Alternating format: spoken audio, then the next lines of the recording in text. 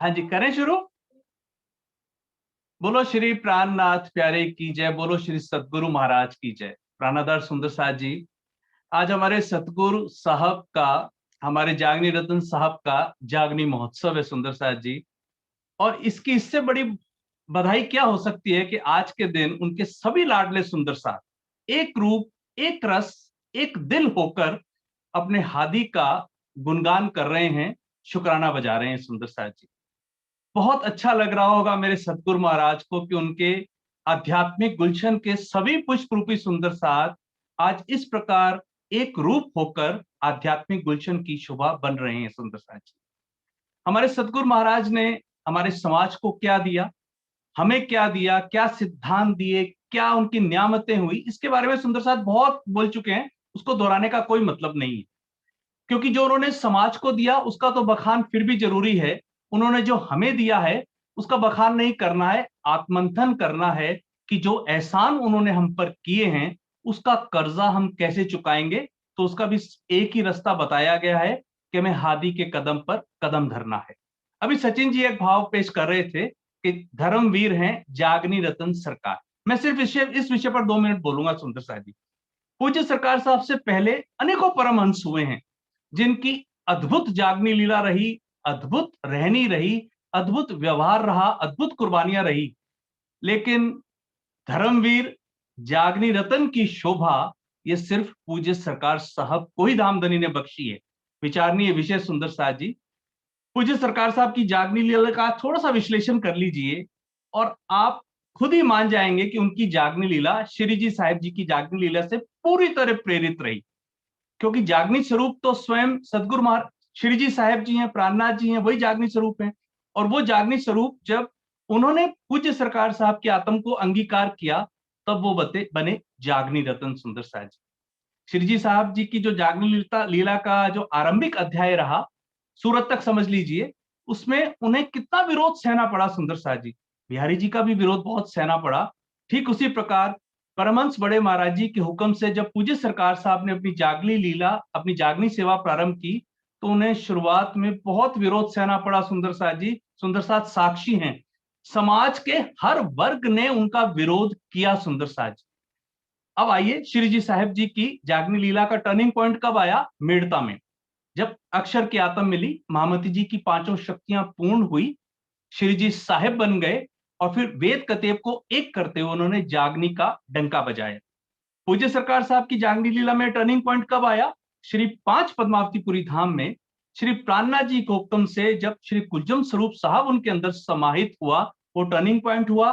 निजनाम श्री कृष्ण जी, निजनाम श्री जी साहेब जी का भेद खुल गया और पूज्य सरकार साहब पहले से कई गुना आत्मविश्वास, आत्म ईमान के साथ अपनी जागनी सेवा में तत्पर हो गए सुंदर साहब जी।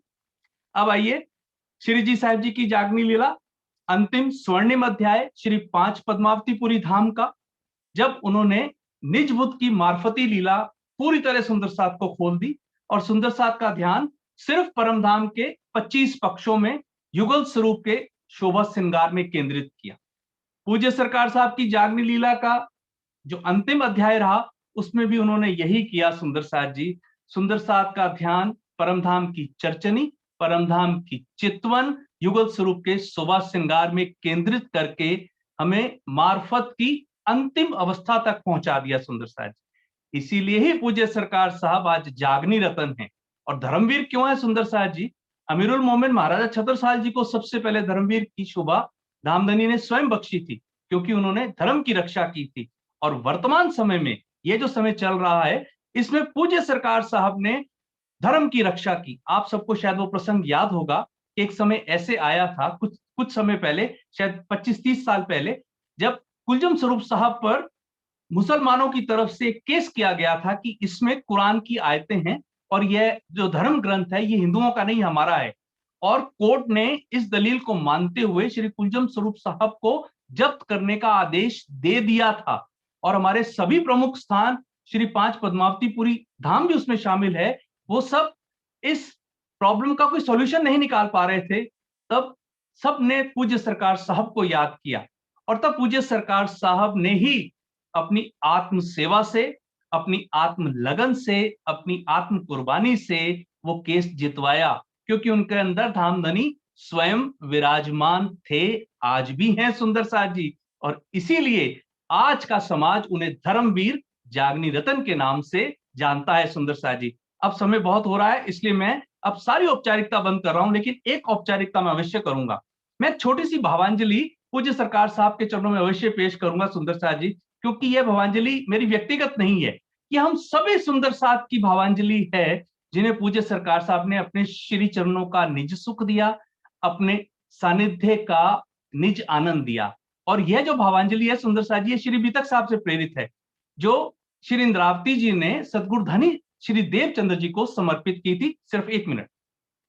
मेरे एक तन पे कोटन धड़ लगे हो, हर एक धड़ से कोटन जुबां बोलती हो, तेरे एक एहसान के बदले में हम सिफत मेरे सतगुरु मैं कह न पाऊं, तेरी मेहरबानी है हम पे इतनी, झूठी जुबां से मैं कह न पाऊं, मेरा रोम रोम जुबां बन के गाए, सिफत तेरी धनी जी मैं कह न पाऊं, मैं कह न पाऊं। आप सबके चरणों में कोटि कोटि प्रणाम। प्रणाम सुंदर साथ जी।